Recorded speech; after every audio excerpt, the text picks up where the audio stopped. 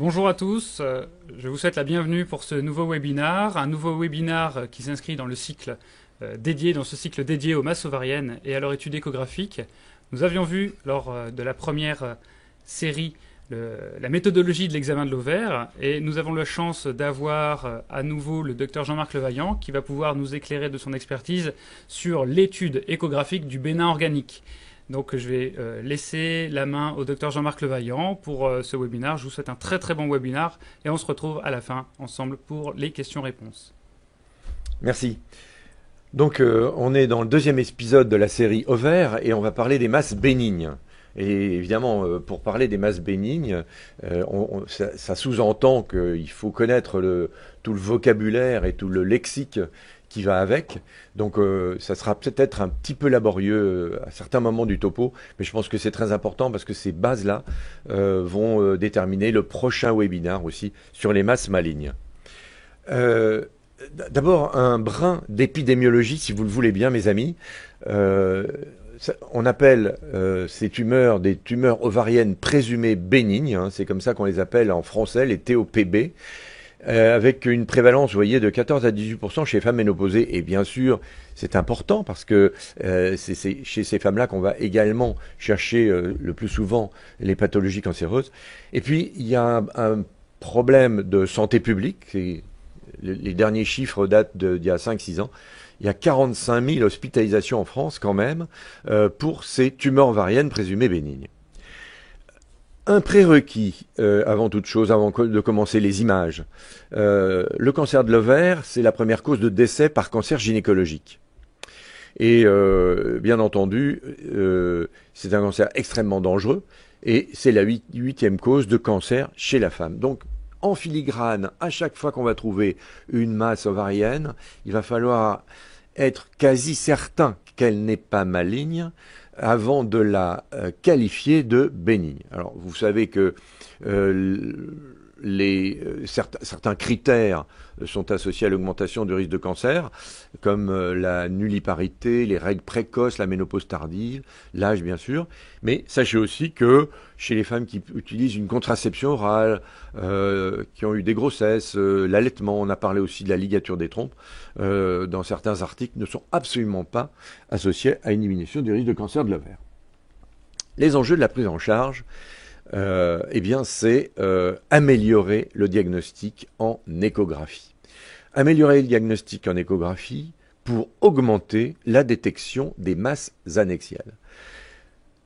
Bien évidemment, il va falloir stratifier et stader le risque de malignité et de bénignité, puisque c'est le sujet d'aujourd'hui, de cette masse ovarienne. On va parler principalement de la classification du IOTA, qui est le groupe international européen qui s'est chargé depuis maintenant l'année 2000, depuis 20 ans, de classifier ces masses. Et un certain nombre de centres français sont partie prenante de quelques enquêtes de ce IOTA.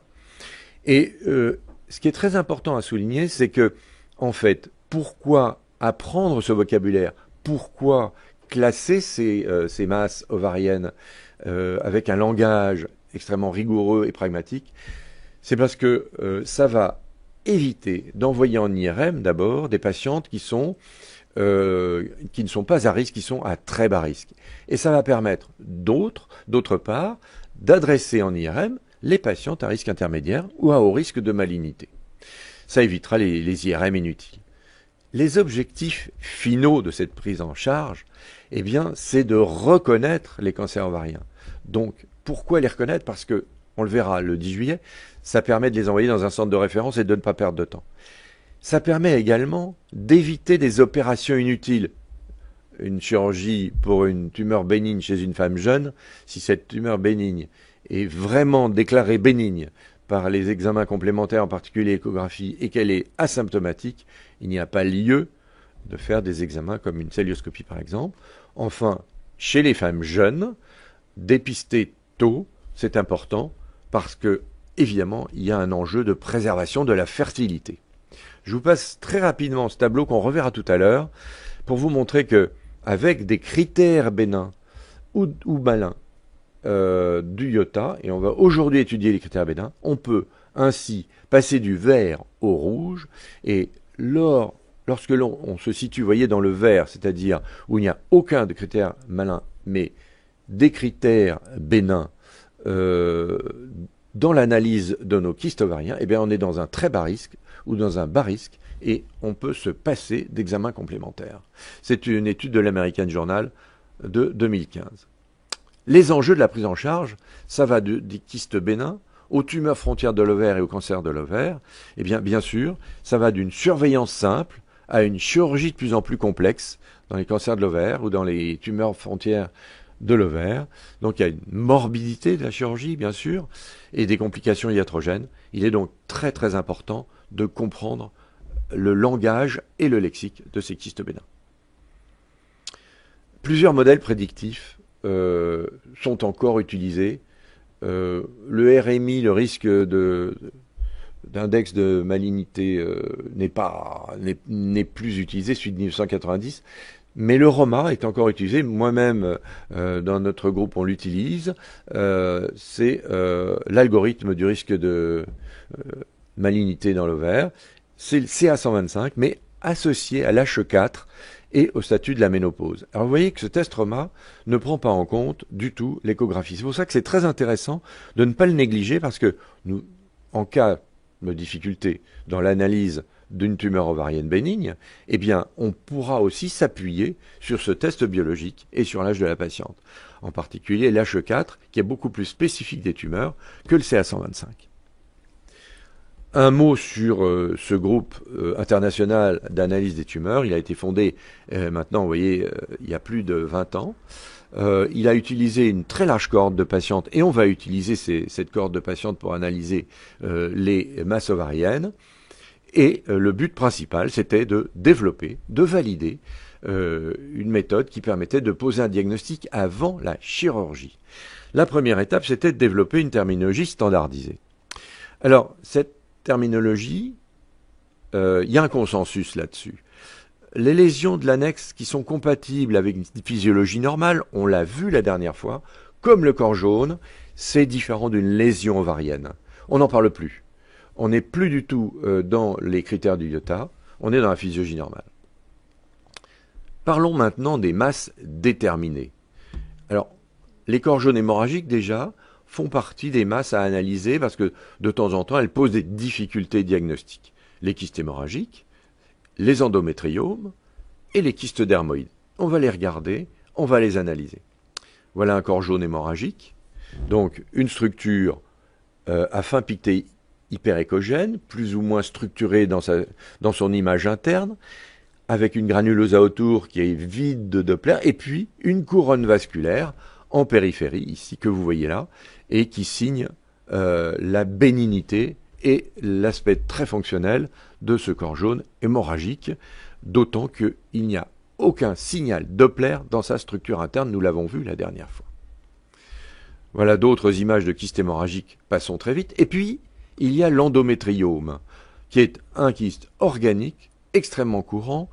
C'est pour moi ce que j'appelle la masse sentinelle, le kyste sentinelle d'une endométriose plus globale. Ça peut être bien entendu tout à fait isolé, mais n'empêche que c'est quand même notre sentinelle, notre indicateur le plus facile à trouver pour les échographistes de dépistage, et qui vont nous mettre sur la piste éventuellement d'une endométriose plus complexe. Alors, ces structures se situent en général dans un parenchyme ovarien quasi normal. Il est souvent situé au milieu du stroma avec en périphérie une folliculogénèse qui est en général absolument pas diminuée par cet endométriome.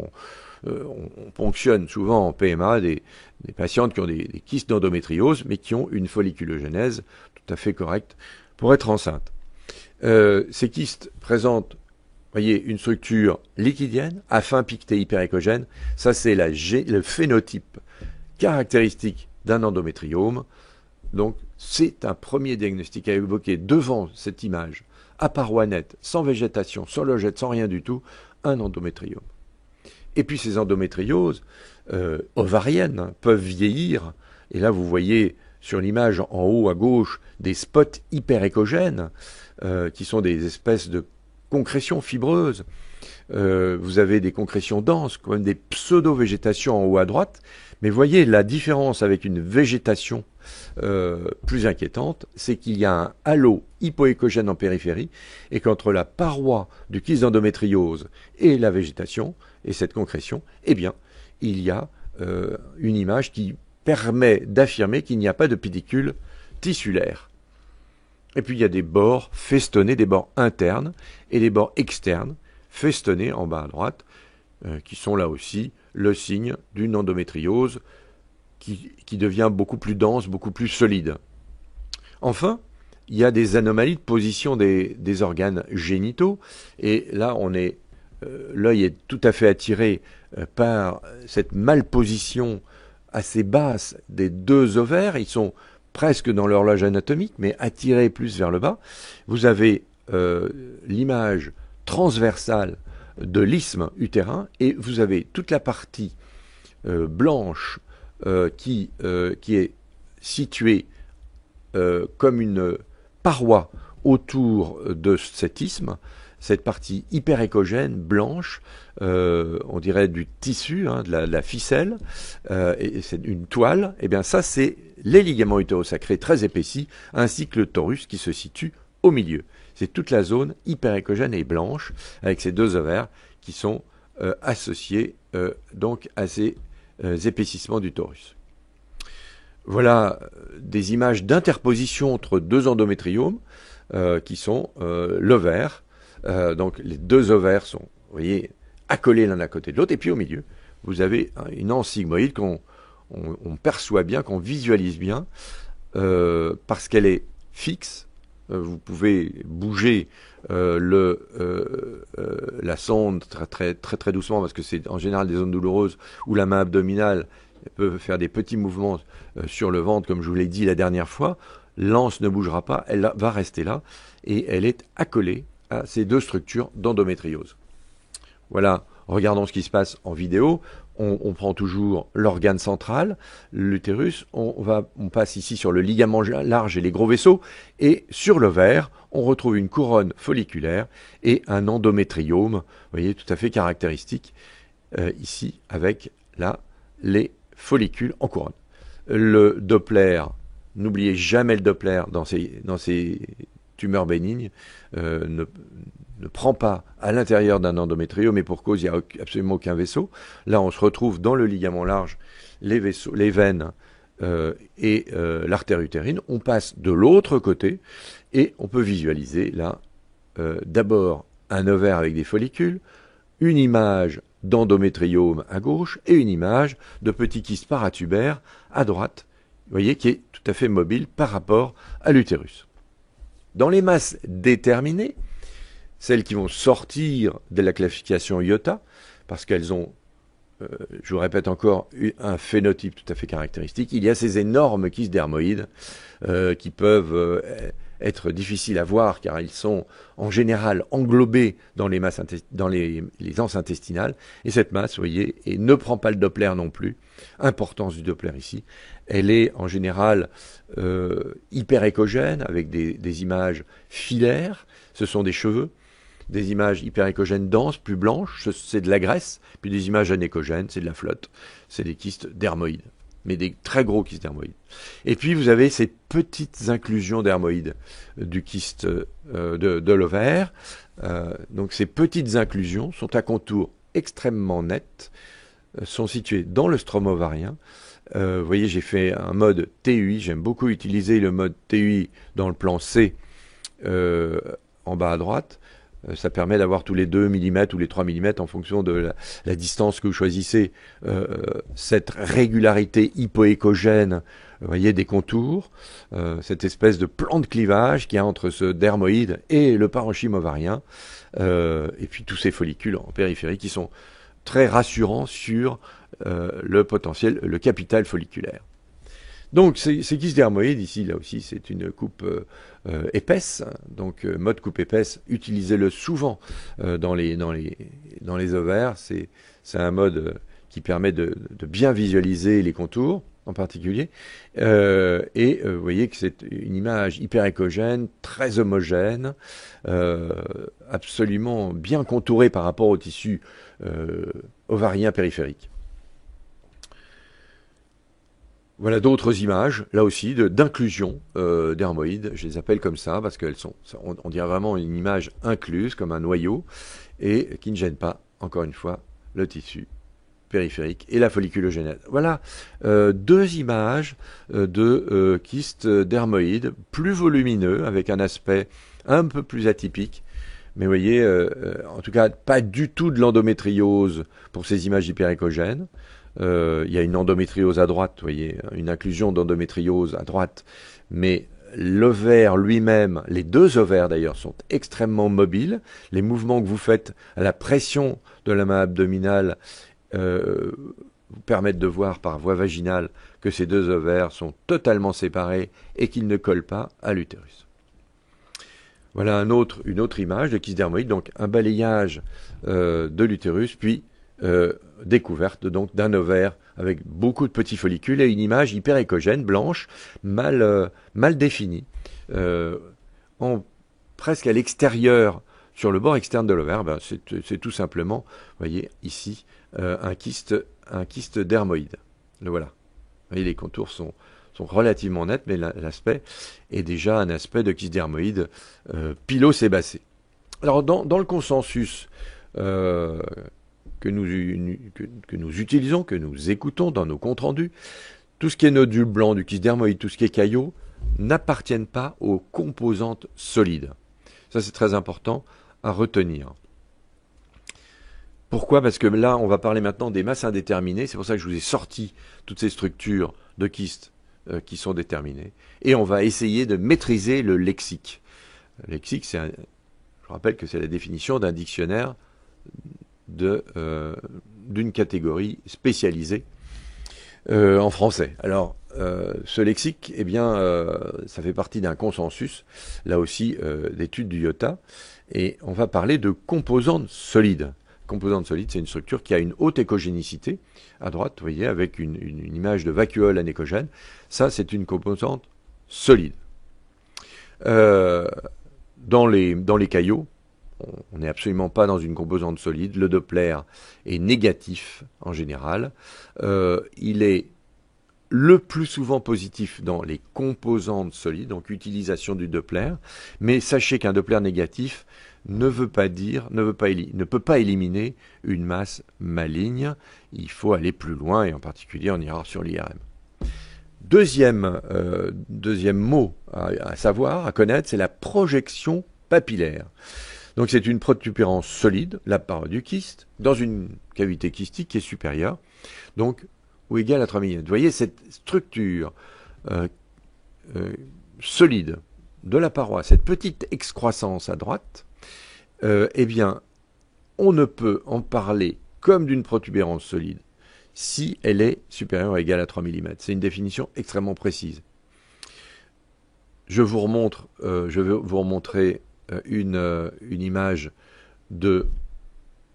d'irrégularité de la paroi. Donc là, on est dans la paroi interne. Là, voilà. Vous voyez. Eh bien, sur cette paroi interne, vous voyez de toutes petites structures de papillarité. C'est moins de 3 mm. On est dans une simple irrégularité de paroi. Si on mettait le Doppler, ça ne prendrait pas. On ne peut pas faire rentrer ces structures dans les composantes solides. Et c'est très important pour le pronostic et pour l'analyse de la structure. Ensuite, vous avez ce qu'on appelle le septum complet. C'est le troisième mot à savoir. Vous pouvez vraiment le retenir lui aussi et le prendre en note. Ce septum complet, c'est une fine membrane de tissu qui va d'une surface de kyste à l'autre et dans tous les axes. Et c'est là que c'est intéressant d'utiliser, comme je vous ai montré là, le plan C en haut, enfin sur l'image de droite. Pourquoi? Parce qu'avec le bouton du front de bac, pour aller et venir dans le kyste, eh bien, dans le plan C, vous pouvez naviguer dedans et vous avez donc en permanence des images jamais incomplètes. On appelle ça un septum complet. Et puis vous avez les septums incomplets. C'est ces fines membranes qui évoquent immédiatement, lorsque vous êtes sûr qu'il est dans tous les plans, et aussi utiliser le triplan, utiliser le plan C, etc. Et quand vous êtes sûr qu'il ne va pas jusqu'à la paroi opposée, c'est le plus souvent des hydrosalpinx, et on est dans les diagnostics différentiels des kystes de l'ovaire. La suite du lexique, c'est définir 5 types de lésions. C'est pour ça que je vous ai défini le solide d'abord, parce qu'autrement, on arrive à confondre uniloculaire, liquide et solide. Donc là, on est dans 5 types de lésions. Vous allez parler, quand vous analysez une image échographique et quand vous allez donner la conclusion, d'un kyste uniloculaire, d'un kyste uniloculaire solide, d'un kyste multiloculaire solide et d'une masse solide. Voilà, c'est simple, ce lexique se résume à ces 5 types de lésions. L'uniloculaire, un seul locus, on appelle ça un locus, pas de septum complet, pas de composante solide. C'est la boule, toute simple, c'est la bille.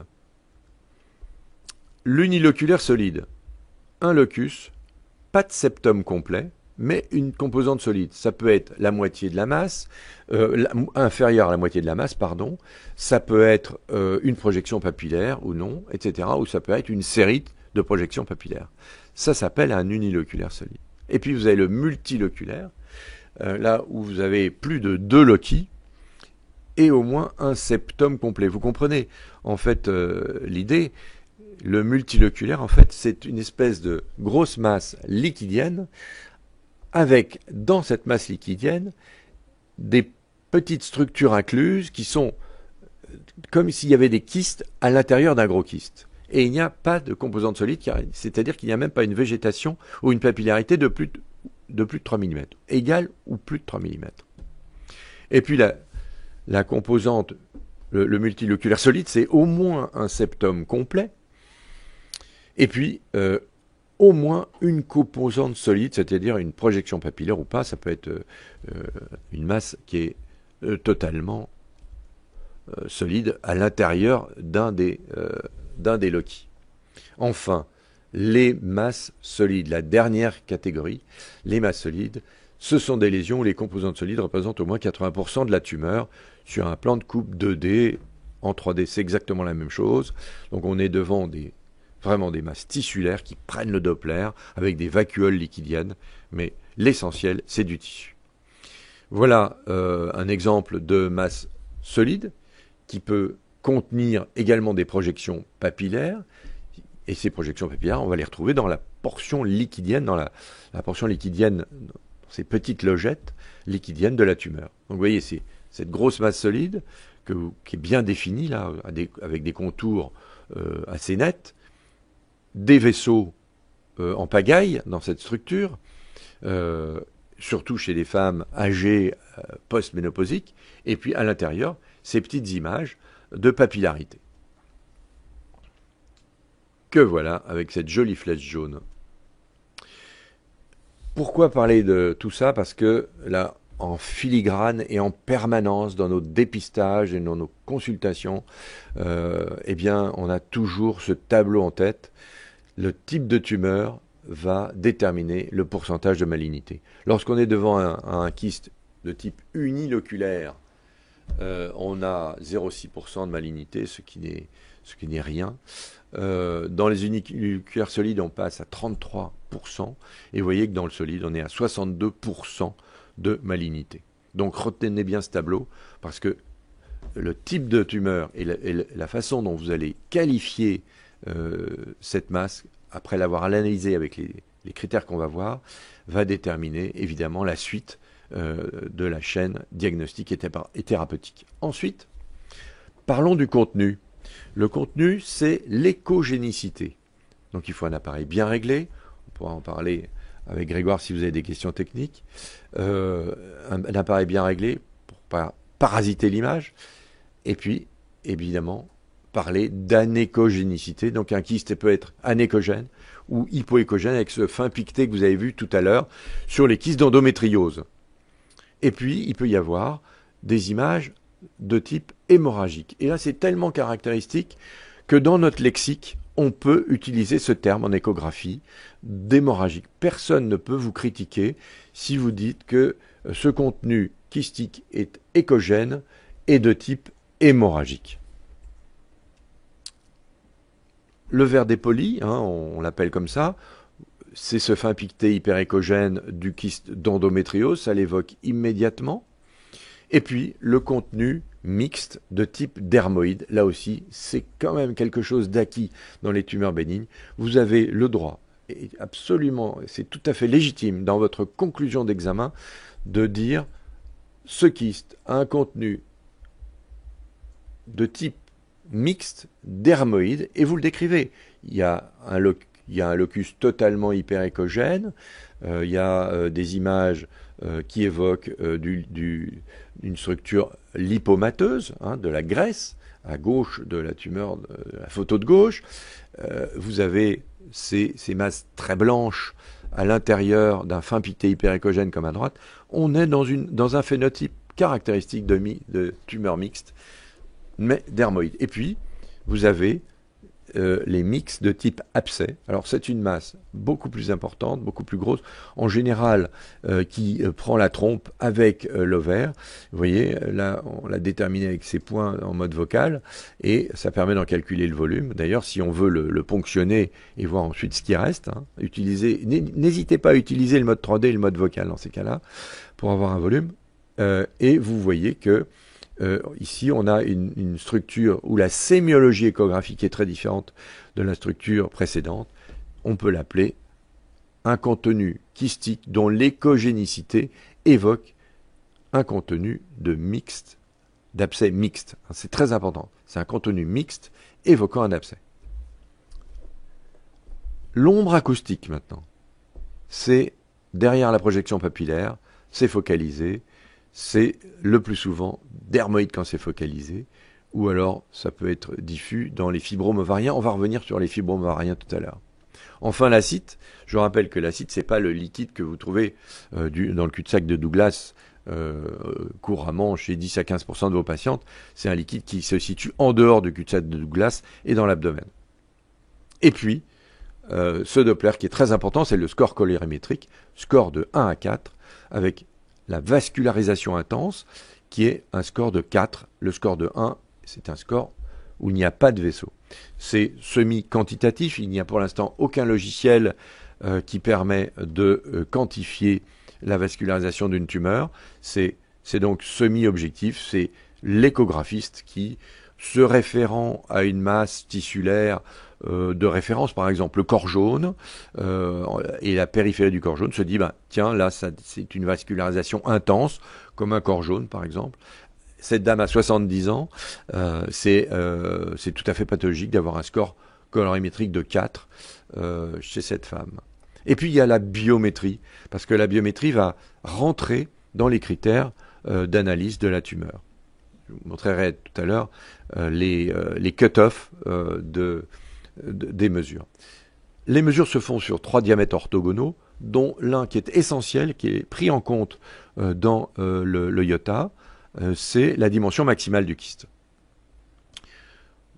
Donc voilà, sur ces petites flèches jaunes et rouges, vous voyez donc comment on prend les 3 diamètres à partir d'une coupe triplan. Voilà, sur une masse solide, on fait la même chose et on prend la mesure maximum qui, je vous répète, est la seule mesure que l'on prendra en compte. Alors maintenant, venons-en à ce calcul iota. C'est donc un modèle mathématique de régression logistique qui permet d'estimer le risque qu'une masse annexielle est maligne, donc qu'une masse annexielle, évidemment, peut être bénigne. C'est là-dessus aussi qu'on se base. Alors, en 2008, les premiers modèles qui sont sortis, le LR1, avait une sensibilité de 92% et une spécificité de 87%, utilisait beaucoup de critères. Il y avait l'âge, la présence d'acide, de papillarité, le diamètre maximum de la composante solide de la tumeur, la présence d'acoustic shadow, de cônes d'ombre, le diamètre maximum, l'histoire personnelle de la patiente, etc. Il y avait quand même beaucoup de critères utilisés. Vous voyez, je vous ai montré au centre un modèle chez une patiente qui avait qui avait donc un diamètre maximum de 76 mm, une histoire familiale de cancer de l'ovaire, et puis elle utilisait un traitement hormonal, elle avait des douleurs abdominales, la tumeur était solide, on arrive sur vous voyez, un calcul de 91% de risque de cancer. Le IOTA a déterminé le LR2, qui est beaucoup plus simple, qui a été validé de façon prospective en externe, avec des performances qui sont proches de l'évaluation par un expert en échographie. C'est ça qu'il faut qu'on comprenne tous, que en fait, tous ces modèles mathématiques qui s'appuient sur non seulement l'âge et les antécédents de la patiente, mais surtout ce que l'on est capable d'analyser en échographie, tous ces modèles mathématiques nous permettent à nous, échographistes de base, d'avoir une évaluation proche d'un expert en échographie qui, lui, d'instinct, c'est-à-dire vous lui montrez une image de masse, il vous dira « Tiens, c'est bénin. Tiens, c'est malin. Tiens, ça, c'est un kyste. » Il va vous donner le nom du kyste. Eh bien, c'est pour transformer finalement, nous, échographistes de base, de dépistage, en experts en échographie. Donc, regardez, là, il n'y a pas grand-chose. Il y a l'âge de la patiente, la présence ou pas d'acide, la présence de papillarité, avec un flux Doppler détectable, le diamètre maximum de la structure solide. C'est ça qui est très important, beaucoup plus que le diamètre maximum de la tumeur elle-même. Donc une tumeur bénigne qui vous paraît d'allure bénigne, mais avec un diamètre important de la masse solide, elle va basculer vers le malin.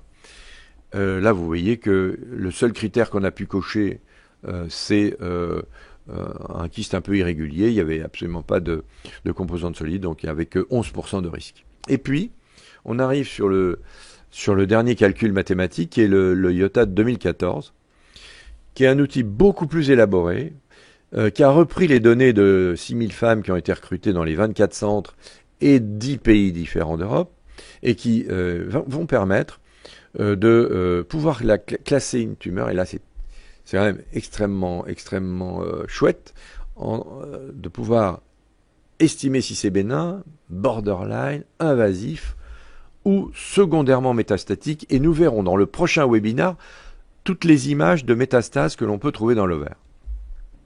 Mais continuons sur ce modèle annexe.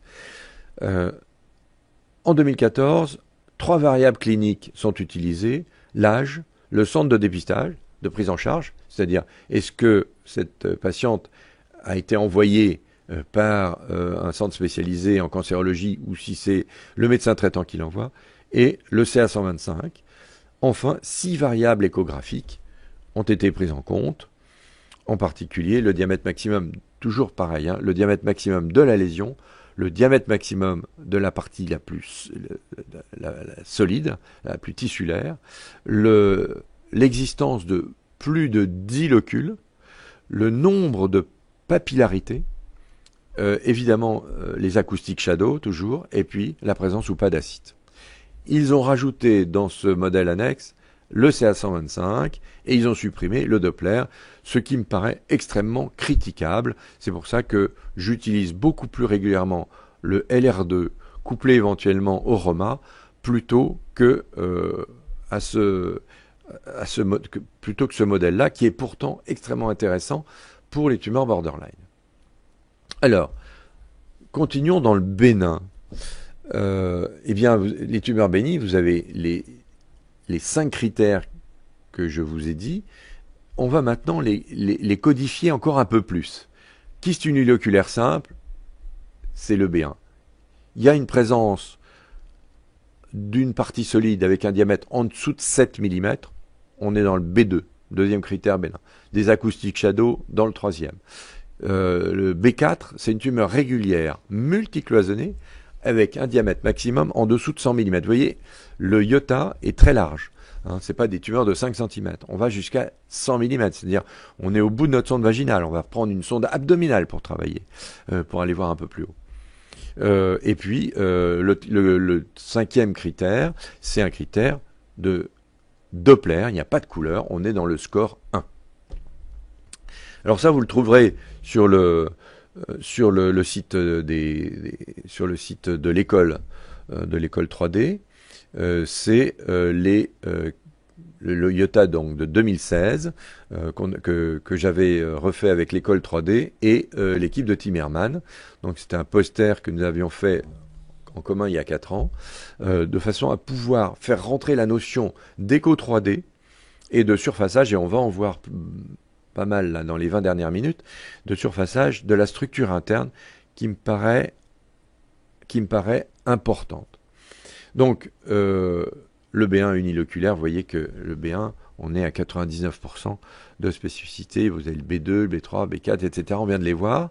Donc, vous retrouvez ça sur le poster. Le critère uniloculaire, vous voyez que cette image, qui est une image de surfaçage de la structure interne avec l'éclairage tout à fait caractéristique que l'on peut avoir sur ces machines, nous permet de faire de la kystoscopie virtuelle, c'est-à-dire de l'éco-kystoscopie. Et on voit très bien que dans cette écoscopie du kyste, il n'y a absolument aucune anomalie. C'est exactement ce qu'on voit à l'œil en célioscopie.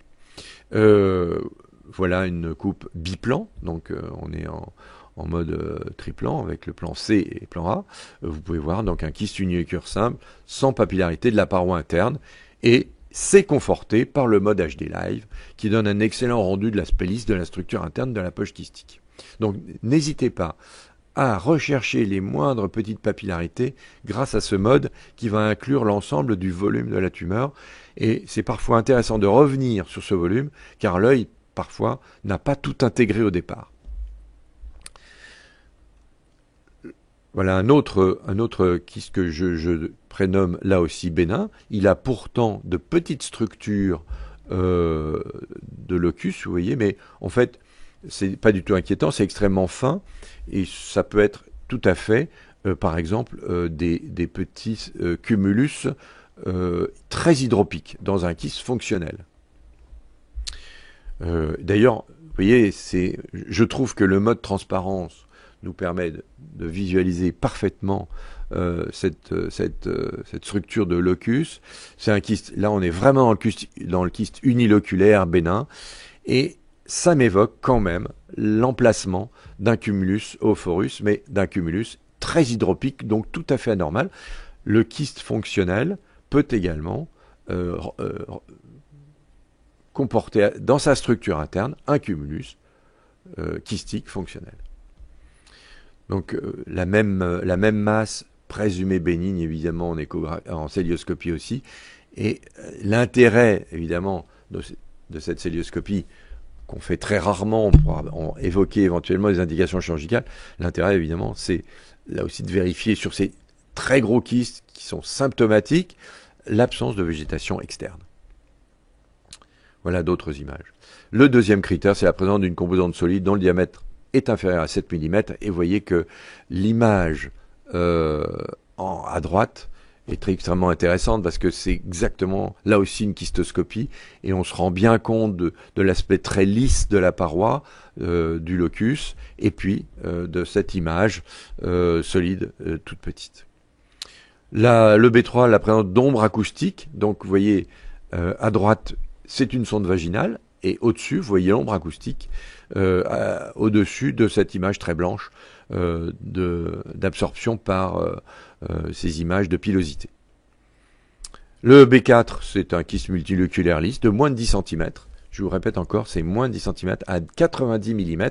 On est encore dans un critère de bénignité, à partir du moment où vous n'avez absolument pas d'image de végétation supérieure à 7 mm. Regardez, là vous êtes dans un B4 avec cette image en HDLI en mode transparence à gauche qui nous permet de conforter l'image de droite et qui nous montre l'absence totale de végétation ou de masse solide. Enfin, B5, c'est la vascularité. Ici, on est dans une masse, c'est la même que la précédente. On met le Doppler, on ne trouve pas de vaisseau dans la structure de la papillarité, qui fait de toute façon moins de 7 mm.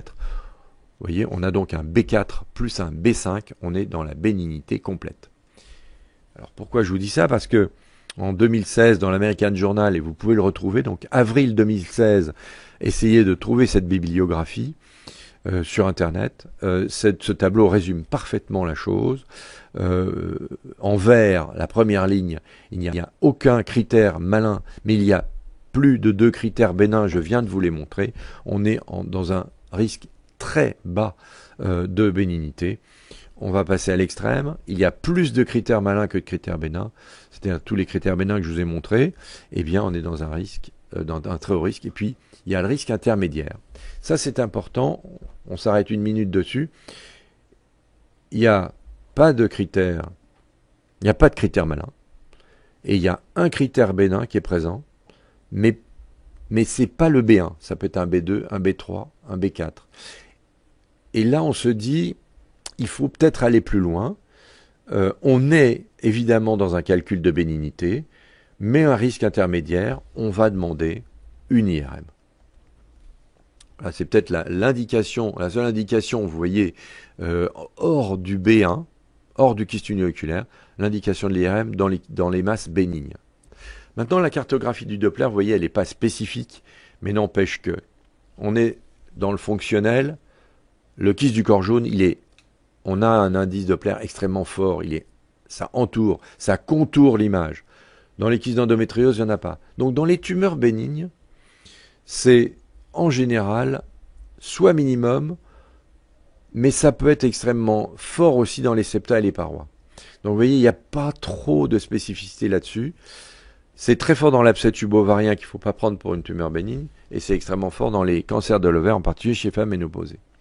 Donc vous voyez, il y a peu de spécificité, mais en tout cas, dans les kystes simples, bénins en général, on est quand même vraiment dans la cartographie minimale du Doppler. Je vais vous montrer quelques images de reconstruction pour vous donner des exemples de kystes. Là, c'est un kyste séreux. Reconstruction d'une masse multikystique de 4 loci, 3 septa, pas de végétation et une vascularisation très faible. Un cystadénome de l'ovaire, une tumeur mucineuse de type bénin, vous voyez. Donc il y a des fines cloisons, il n'y a pas de végétation, il y a au moins 10 loci. Regardez, encore une tumeur mucineuse bénigne, c'est pareil, analysez, on va prendre 30 secondes là. Vous l'analysez. La taille maximum, elle est de 6 cm. Nombreux septa, nombreux loci, supérieur à 10. Une vascularisation de 3/4. Il n'y a pas de grosse masse solide. On n'est que devant des septa et des loci. C'est une tumeur qu'on va orienter vers le bénin. Et il se trouvait qu'à l'intervention, bien sûr, elle va être opérée. C'est une tumeur mucineuse. Voilà, très très rapidement, une jeune fille de 14 ans, simplement pour vous dire que la voie abdominale, elle serre. Qu'est-ce que vous voyez sur cette image? Chez cette jeune fille qui vient aux urgences pour des douleurs abdominales aiguës et qu'on nous envoie pour ces douleurs, on lui fait une échographie, on retrouve cette masse importante, vous voyez, et avec un risque de malignité de 9% dans le iota. Et pourtant, regardez bien l'image en bas à gauche, il y a ce critère qui est tout à fait bénin et qui va nous orienter vers le kyste dermoïde de ce noyau blanc avec ce cône d'ombre. Donc on lui a fait une ovariectomie partielle à cause des douleurs et de la torsion. C'était un kyste dermoïde, bien sûr. Alors nous allons terminer ce webinaire par des tumeurs plus rares, mais dont je voulais vous parler parce qu'elles font partie des tumeurs bénignes. Vous verrez, lors du prochain webinaire, on parlera de ce type de tumeurs qui sont des tumeurs non épithéliales et qui sont malignes ou à fort degré de malignité comme les granulosas, etc. Mais là, je vais vous parler des tumeurs bénignes, et en particulier de celle-là qu'il faut connaître, c'est la tumeur stromale pure. Cette tumeur, elle apparaît comme une tumeur solide, avec des échos très hétérogènes, et une très importante vascularisation. Vous voyez, si on regarde l'image de gauche, on peut passer à côté de quelque chose de parfaitement banal, un gros ovaire. Si vous mettez le Doppler, ça attire l'œil, c'est une vascularisation complètement désorganisée, anarchique. Eh bien, une tumeur bénigne maligne avait été suspectée en préopératoire. Il s'agissait d'une tumeur stromale pure. Voilà un autre cas de tumeur stromale pure associée à des signes de thyréotoxicose. Donc c'est une patiente qui avait des signes de thyréotoxicose et on lui fait une échographie pelvienne et abdominale et on tombe sur cette tumeur solide hétérogène, des petits kystes anéchogènes, ce sont des vacuoles. Il y a une tumeur faiblement vascularisée, mais il y a quand même un vaisseau central. On pose un diagnostic évidemment de suspicion de malignité. C'était une tumeur stromale pure. Lorsqu'on fait la bibliographie là-dessus, il y a un seul critère qui est retrouvé et qui paraît spécifique à ces tumeurs, c'est ces stromaperles, on les a appelées des perles, qui sont associées à une image kystique. Donc vous voyez une masse assez liquidienne, kystique, et puis cette petite structure très régulière, hypericogène, c'est une perle avec, vous voyez, de jolies couleurs de Doppler. Eh bien, ça, c'est le signe très rassurant que l'on se trouve devant ces tumeurs rares qui sont des tumeurs stromales pures. Voilà 2 tumeurs qui ont été classées bénignes avant l'intervention et qui sont l'association de ces tumeurs stromales pures, de kystes et de stromaperles. Voilà encore une autre image de tumeur stromale pure d'expression multiloculaire. Elle est solide. C'est une masse solide selon la définition qu'on vient de voir. Celle-là a été classée, ces deux-là, hein, celle à gauche et celle en bas à droite, elles ont été classées malignes en préopératoire. C'est normal. Elles sont grosses, plus de 10 cm.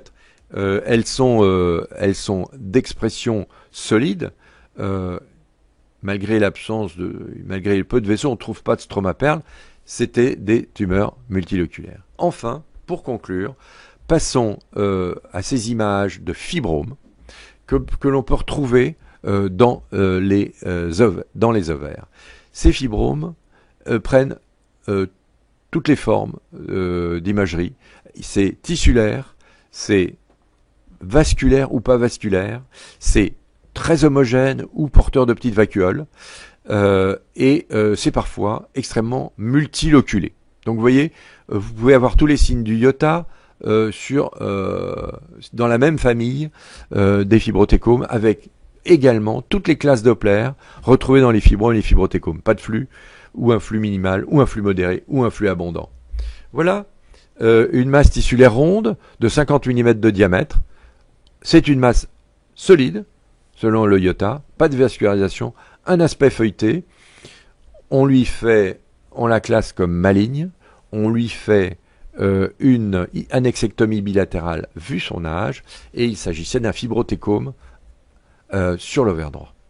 Voilà un autre fibrothécome de 52 sur 49 mm, vous voyez, une grosse masse de 52 mm, solide, vascularisé moyen, moi je dirais 2 selon la classification iota.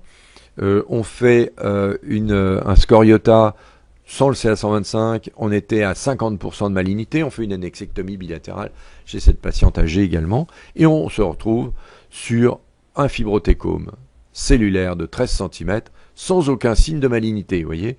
Donc, masse solide, retenez ça, avec une vascularité relativement faible. Voilà d'autres fibromes ovariens, là aussi, de plus petite taille, qui ont là aussi été opérés. Merci de votre attention. Merci beaucoup pour ce formidable topo. On va passer sur la partie questions-réponses. Donc pas mal de questions qui ont été posées pendant le webinaire. Donc on a vu l'importance de l'algorithme IOTA, des différents algorithmes IOTA, le IOTA LR2, IOTA AdNext, IOTA Simple Rules, dont un poster a été sorti justement, qui permet de bien classifier les tumeurs bénignes des tumeurs malignes. Est-ce que le IOTA est suffisant? Une question très intéressante. Est-ce que les critères IOTA sont suffisants pour classer une tumeur bénigne chez une patiente à risque majoré de tumeurs de l'ovaire, notamment des mutations BRCA? Ouais, c'est une question extrêmement intéressante. L'échographie chez ces patientes à antécédents, l'échographie va être l'examen de base. Et effectivement, je réponds à mon collègue ou à ma collègue que ce n'est pas suffisant. C'est-à-dire que à partir du moment où on va trouver une masse bénigne en dehors du B1, en dehors du B1, il est bien entendu que on est sur un uniloculaire simple, on va pas se lancer dans l'artillerie lourde. Mais en dehors du B1, c'est sûr qu'on va faire un test trauma, par exemple. On va faire la Che4, le CA125. Ouais. Okay. Très bien. Donc ça va être aussi, ça dépend du nombre de critères qui sont inclus sur la caractérisation de la bénignité. Ben, c'est ce que j'ai dit dans le topo, c'est-à-dire que à partir de en dehors du B1, B2, B3, B4, et s'il n'y a pas de critères malins, on va aller plus loin. Et en particulier, bon, je vous parlais du test trauma, mais on va pouvoir aussi faire une IRM. La complémentarité avec la biologie. Bien sûr, la biologie plus l'IRM dans les cas d'incertitude. Alors, justement, à propos de HE4, chez une femme non ménopausée, les dosages des marqueurs tumoraux sont-ils nécessaires, notamment HE4? Oui, justement, on vient d'en parler. Je pense que effectivement, on était dans le cas là d'une patiente qui avait des antécédents familiaux. Avec une génétique qui a été identifiée, bien sûr qu'il faut faire la Che4, bien sûr. Bien sûr. C'est pas du luxe. Quelles sont les indications d'abstention thérapeutique pour les lésions ovariennes? Alors, l'abstention thérapeutique, c'est un vaste sujet parce que la thérapeutique, ça peut être soit hormonale, soit chirurgicale. Et puis, ça dépend de la symptomatologie de la patiente. C'est-à-dire qu'on ne va pas avoir une attitude offensive par rapport à un kyste de type B1, uniloculaire simple, ou même un petit dermoïde, ou même un endométriome. On ne va pas avoir d'attitude offensive chez une femme qui n'a aucun signe de douleur ou d'intolérance, et puis qui cherche à être enceinte. On ne va surtout pas faire un geste agressif chirurgical sur l'ovaire. Donc, je pense que ça dépend de ça. Par exemple, on va prendre le cas inverse. Une patiente qui a, on va dire, 55 ans, qui a une grosse masse solide, comme je vous ai montré dans les dernières images, et qui a des douleurs chroniques, finalement de subtorsion. On a peur d'une torsion sur une masse de... On a peur d'abord d'une torsion, puis on a surtout peur du diagnostic. Donc là, oui, ça va être chirurgical. Mais voilà, ça dépend de la symptomatologie et de l'aspect fonctionnel ou pas. Une masse... Je crois qu'il faut dire simplement, il faut se dire que toutes les patientes en activité génitale qui désirent des grossesses, on doit respecter de façon absolument obsessionnelle les ovaires, donc mettre de côté tous les arguments de la bénignité avant de décider de faire une cœlioscopie, de faire une exérèse. Parce que chaque fois qu'on va enlever une masse ovarienne, on va enlever une réserve folliculaire. Très bien. Merci beaucoup. Tu parlais souvent de triplan, de plan C. Donc tu utilises beaucoup l'imagerie volumique pour caractériser dans l'espace les lésions, quelles qu'elles soient. Donc c'est systématique. Tu fais un volume sur chacune des lésions. Pourquoi? Pour en apprécier sa localisation, sa conformation, sa taille, son volume. C'est pourquoi Alors, taille et volume, c'est sûr que ça permet de donner une biométrie plus complète, mais c'est pas pour ça, c'est pas l'aspect principal. Je trouve que je fais plus confiance à mon œil dans un plan C, par exemple, ou dans un plan A ou dans un plan B, que je vais refaire en translation, en mode translation, qu'au balayage 2D que je vais faire avant.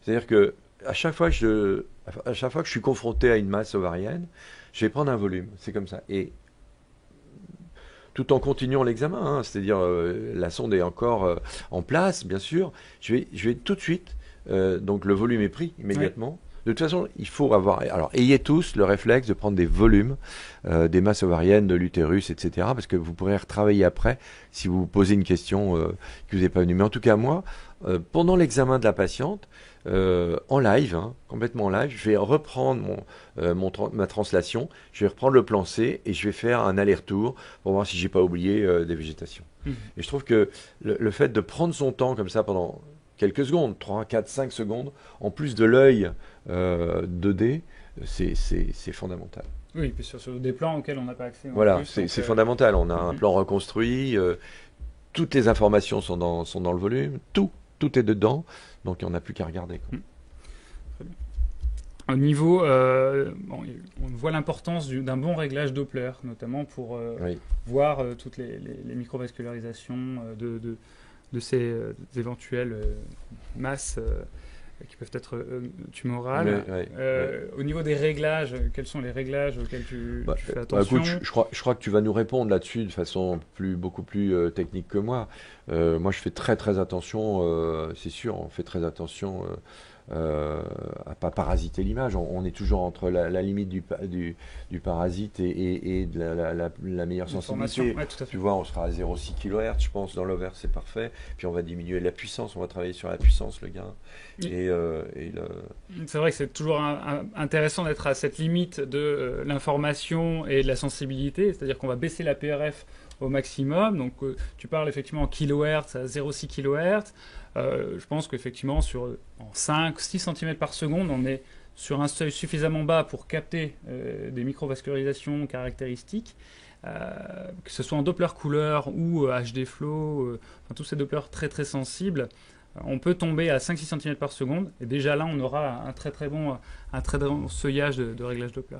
Ce qui est important aussi, parce qu'il y avait une autre question sur les réglages, comment optimiser les réglages sur l'analyse tissulaire. Donc on est plutôt sur l'image 2D de base, qui fait vraiment c'est une grande partie du diagnostic, et même quand on va faire l'imagerie volumique, la base reste le 2D. Donc comment optimiser le 2D? Donc il y avait une question aussi sur cela, c'est ne pas hésiter à toujours avoir ce même réflexe de réduire la zone d'intérêt à la juste zone qui vous intéresse, de votre champ d'exploration doit se réduire à votre zone d'intérêt. C'est-à-dire que vous allez réduire votre angle, réduire votre profondeur, et toujours travailler avec la fréquence la plus élevée possible. Quelle que soit la sonde que vous utilisez, commencez toujours avec la sonde la plus haute fréquence, et éventuellement décliner les fréquences si vous avez besoin de chercher l'information un peu plus en distalité, de par un positionnement de la zone qui est un petit peu plus profonde et donc un peu moins accessible aux ultrasons. Baissez la fréquence pour accéder, mais travaillez toujours avec la fréquence la plus élevée possible pour être sur l'élément le plus caractéristique d'un point de vue sémiologique.